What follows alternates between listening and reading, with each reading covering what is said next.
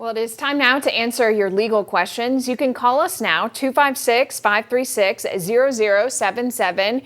Heath Brooks with our friends at Timberlake League and Brooks now joining us this morning. Thanks for being here. Yeah, it's so good to be here. It's a good morning to talk about something related to the colder weather, Yeah, right? I know. Here we got these cool downs coming, and then it's going to be really cold, and so we're going to be dealing with pipes freezing. Okay. And one of the things is that it's not the pipes that freeze; it's what happens after it thaws out. Because water gets in the pipes, it expands the pipes, it cracks the pipes, and then your pipes freeze, and water goes everywhere.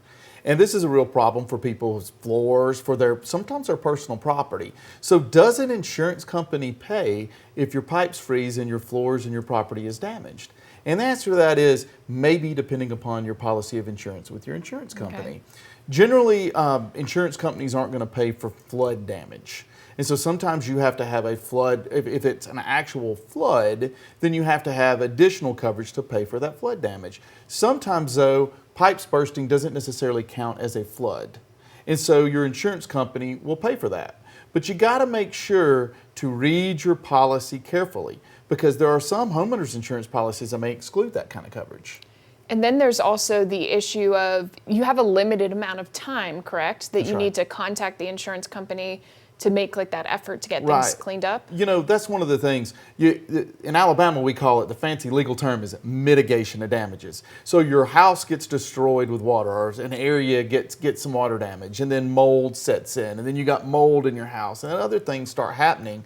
And you call your insurance company, you're like, hey, look, my pipes froze, water went everywhere. It's been about a month ago. Now there's mold everywhere. My walls have it. You know, I need to make a claim. And the insurance company's like, well, we may pay for your pipe damage, but we're not going to pay for the mold damage because you failed to mitigate your damages. You didn't let us know that this was a problem. You let it sit there and fester, and now you're going to have to cover some of this damage. You know, the other thing is, in terms of property damage, a lot of times in these flooding kinds of events, when your pipes burst, you've got a situation where your property be damaged. Maybe your bed's damaged. Maybe your cabinets are damaged. Maybe, you know, all sorts of things with water damage. And you try to replicate this. You try to tell the insurance company, well, my guitar got wet. My kids' toys got wet. And the insurance company's going to say, well, do you have proof of that? So photos. Take photos. Okay. So what I do every year, and this is just me personally because I've just walked down this road before. What I do every year, January the 2nd, because January 1st is the day not to do anything. Yeah. But January 2nd, take your photo and go around and take photos of your personal property. So that if an insurance company... Like room by room? Room by room. Okay. Go out to your garage. If you got a shop, go out to your shop. You know, make sure that you can say, hey, look, here's my photos.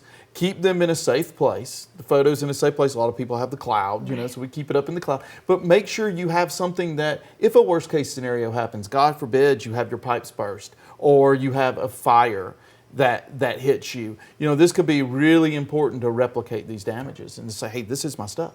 So there's after the fact, making sure that within a reasonable amount of time you're taking action, but is there also before the fact? So if they're predicting freezing temperatures to, you know, drip the faucets. That's right. I mean, that's something that we all need to do. You know, I grew up on a farm in the middle of nowhere. So it was very, very important for us. We grew up on a well. So it was very important for us to make sure that our water was always dripping if it's going to be freezing weather outside. So that's what we would do. Now you have different piping and things. It's not as dangerous, you know, as it used to be. But if the weather gets down to 20, 25 degrees outside, you need to make sure your water's running. Will an insurance company deny you coverage if you don't do that? Probably not. Okay. That's not you can, if you are reckless or intentional, then your conduct, the insurance company may decline coverage. But if you're just negligent and forget to turn your water on, it's probably not a situation that the insurance company is going to deny. But what the insurance company will look at is to see if that pipe that burst has been leaking prior to it bursting. Because that's one get out of jail free card for an insurance company. If they can do an investigation and determine that there was already a leak, they're going to deny your coverage regardless of whether your pipe burst or not. Ahead of the freezing issue. Ahead of the freezing issue. Okay. So it's something, look around, see if you've got any active leaks and things like that. That is a real get out of jail free card for an insurance company. All right, well, if you didn't get your question answered, remember you can always call our friends over at Timberlake League and Brooks.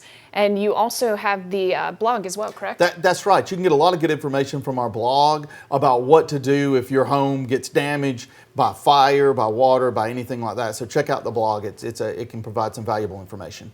All right, Heath Brooks, thanks so much for joining us. Thank you so much. Have a great day. We'll be right back.